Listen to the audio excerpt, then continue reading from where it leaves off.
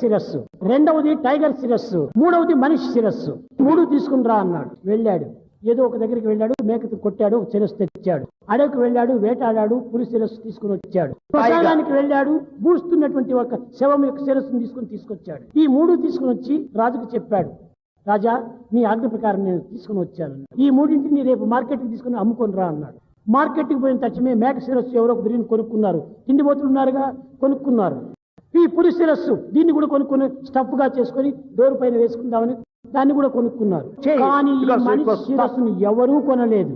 తిరిగి వెనుకకు వచ్చాడు. చక్రవర్తి గారు, ఈ శిరస్సును ఎవరు కొనలేదు అన్నాడు. కొనకపోతే ఊరికే ఇచ్చేసి రాపో అన్నాడు.